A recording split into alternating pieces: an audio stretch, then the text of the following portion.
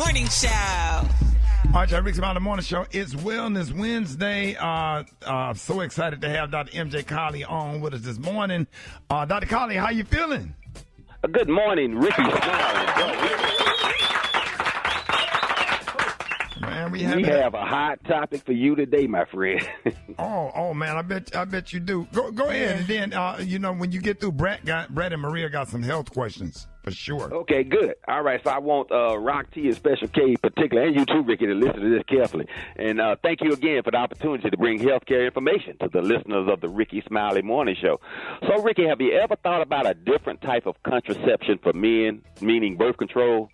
Currently, the only effective forms of contraception on the market for men are vasectomies, which are basically a permanent form of contraception, although they can be reversed, but it's difficult, or using condoms, which actually have a very low acceptance rate. And as men get older, condoms cause a desensitization, and they really, have less pleasure when having sex. So that's one of the reasons they don't like to use condoms. Well, guess what? I'm happy to announce that there's a new hormonal-based form of male contraception. The treatment is made from a combination of progesterone hormone and testosterone. This combination causes a suppression of sperm cells after 3 weeks of use. So, normally with a woman's birth control pill, it's 21 days before you're protected. So it's basically about the same period of time. The normal sperm count, Rickey, is about 15 to 200 million. This hormonal treatment decreases that count to fewer than 1 million. And that means that basically you are then considered infertile and incapable of impregnating the woman. Women are very excited about this because they are able to stop using hormonal birth control. A lot of women do have problems with birth control pills. They cause headaches, they cause weight gain, they cause, abnormal bleeding, all kinds of problems. So they're able to come off of their birth control if their male partner is willing to go on male birth control. So how do you use it? This 5 milliliter hormonal gel is applied where? Where do you think you put it? This is the one to go on your shoulder, on the muscle? Yes. On the pickle right there on the muscle, man. It goes between your shoulder blades, ideally, but you can put it on your arms, too. It suppresses the hormones that are needed to maintain testosterone concentration in the testes and thereby inhibit sperm production. So, of course, everybody assumes that it either goes right on the male member or on the testicles, and it doesn't. You put it up, you apply it on your skin, and the recommended place is between your shoulder blades.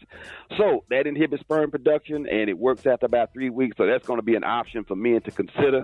And so if you have a female partner that's having those problems, or if you say, I need to get a vasectomy so I don't have any more children, then this is an option that you can consider that's non-surgical. So you put it on every day on your shoulder? Yes, you put it on every day. No, you can put it on the shoulder, but it's recommended between your shoulder blades and that space in your upper back that can itch, and you like to have people scratch it right there. Okay. Yeah, so this is a major breakthrough. And but the question is it going to be accepted by men? Would you consider using it, Rickey? Rock T, Special K, would either of you consider using it? Why? Absolutely. As long as there ain't going to be no harm. Well, yeah, that's the question. Long-term studies show that it should not, and once you stop using it, within a few months, you should go back to normal sperm production. So if you want to then have a baby, if you're planning a pregnancy, which is supposed to be family planning, then you'll be able to do that. So that's pretty good. That's an option. I'm glad to hear that. Something to consider in doing so. Well, good morning, Dr. Collier. How are you this morning? Good morning, Brad Tat. How's my favorite girl in the whole wide world doing today? Oh, ain't that sweet? I can't complain. But right now, there's breaking news for women that came out in regards to feminine products containing toxic metals. Now, how could this affect women, and what should they do moving forward? Well, avoid those that contain the toxic metals, because everything, including even basic things like aluminum, that's in certain types of antiperspirants, not deodorants. Not deodorants, antiperspirants. So if it's a deodorant, it does not contain aluminum hydrate, but if it's an antiperspirant in there, you'll see something. What a deodorant does is just mask the odor. What an antiperspirant does is stop you from perspiring and also mask the odor. Most of those are combination deodorant antiperspirant products, but those contain aluminum hydrate. And you're hearing, about all these different deodorants now that you're supposed to use all over your body.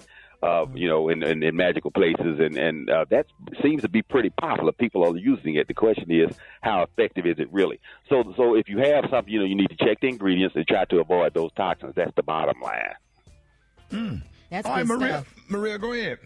Yeah, I wanted to shift the topic to men's health. I want to shout you out because my husband just switched to you, and now you're his primary care. He sent me a text message and said how much he loved having a black doctor. And he also texted me, Dr. Collier literally told me we should have sex 4 to 5 times a month for my prostate. I told him to write it down because my wife ain't going to believe me. I'm just trying to be healthy. So I wanted to add. Trying to get it in. I wanted to ask you, seriously, I know a risk factor for prostate, enlarged prostate, is age, but what are some other things that men should be considering? Again, the primary treatment, Maria, is frequent ejaculation. And I actually told him 2 times a week minimum. But 2 times a day is not too much. There's no such entity as too much, but 2 times a week is the absolute minimum, and that should be spread out, a few days apart, not 2 times on the weekend, Friday and Saturday, and then the rest of the week you do it out. That is the best thing a man can do for his prostate health, and this is why. The prostate gland is like a sponge, and prostatic fluid is continuously manufactured. And when the purpose of prostatic fluid is to give the sperm cells something to swim in, and it also protects the sperm cells from the angry and unfriendly environment of a woman's vagina, which doesn't like sperm. Once the sperm is inside the uterus, it likes that. But in the vagina, it attacks sperm as a foreign object.